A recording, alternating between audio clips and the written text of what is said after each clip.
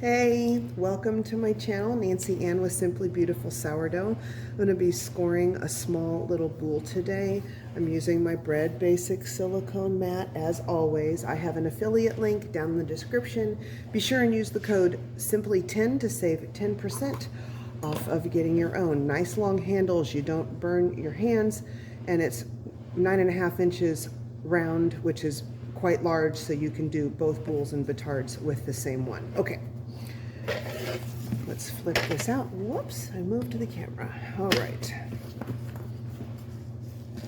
Here we go.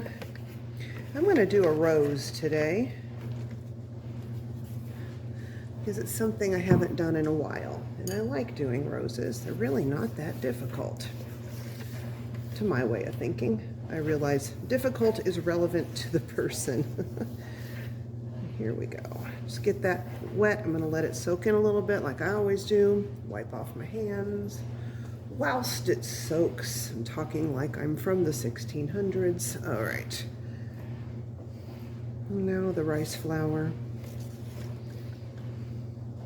This would be particularly pretty if I used some beet root powder in the dough.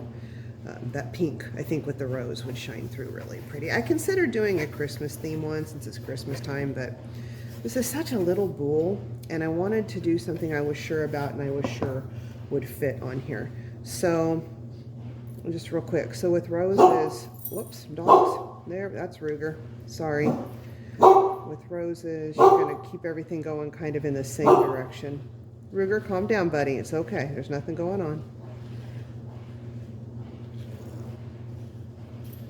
I'm just going to go around like this.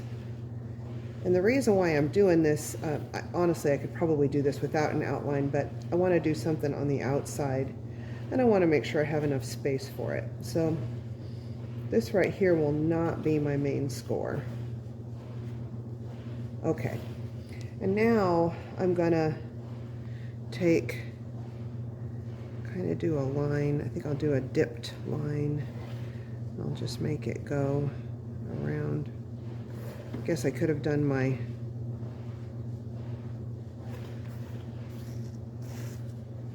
can I see what I'm doing right there? Did I use enough flour? I could have used my dental floss, I guess, to section this off. Would have been more even, but I don't want to backtrack and do that now. Well, that's okay. I met up with myself pretty good there. And then I'll do a double line. I'm trying to do this so you can see it. Double line. Oh, good heavens, I can't see what I'm doing underneath. I'm going to have to do it over here where I have good lighting.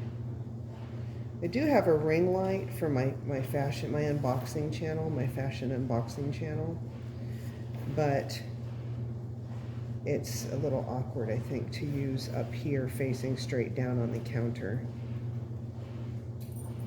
I think I've got a rough idea there of what I'm doing. Okay, so now I'm going to start with my very UFO lamb. We've talked about this before. I got this one cheaply from Amazon. We're going to go more or less straight down into the loaf with the lamb. I'm not even bothering following my marks with my skewer because they were so close together it would be difficult. So I'm just make sure they go more over than out.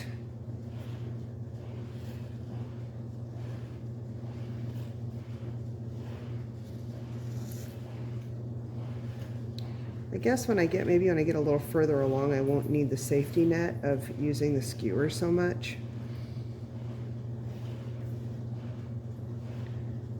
Can you see where this is kind of starting to look a little rose-shaped? And I'm going in there pretty deep. I mean, I want this to spread.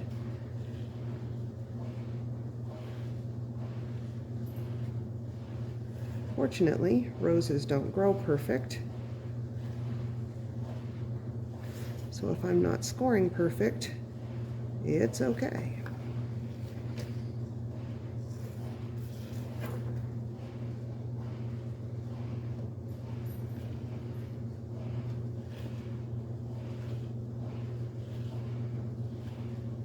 Okay, and I think I'll do a few more on this side just to help even it up a little bit. Okay, and now I'm going to do kind of my, I think I will get this, just to make sure I'm roughly even on my swoops. Okay, so I'm going to do a swoop right under the rows, and up, and under the rows, and up, and under the rows, and I'm swooping, but it's feeling more like a circle, honestly, at this point. All right, and then I'm going to do another swoop right underneath that one, maybe 3/8 of an inch. I sew, that's probably about a centimeter, I would guess. I don't know about metric so much. Sorry, I'm American. Well, I'm not sorry I'm American. I'm proud to be an American, but I do understand that that's confusing for the rest of the world.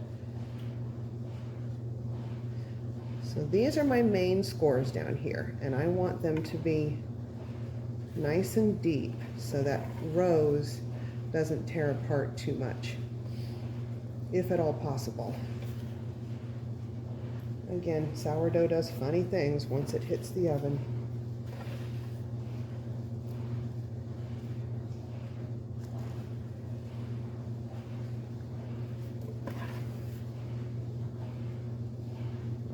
And then I'm going to do the other line that the one on top of that.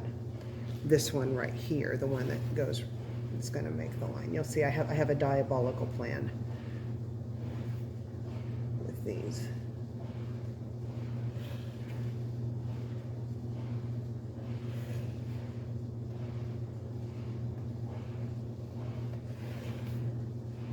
Really want those to be deep, because I want that rose to break away on the top. All right, now I'm going to take my scissors like I always do. Well, not always do, and I'm going to make little lines, little snips in here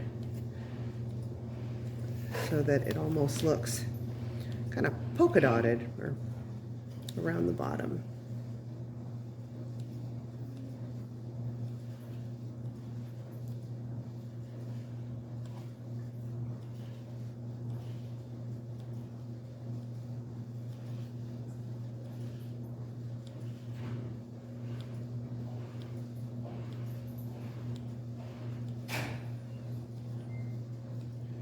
I hear my washing machine and dryer going, washing the dog bedding.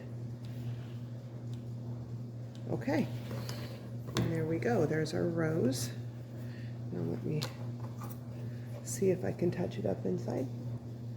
Nope, I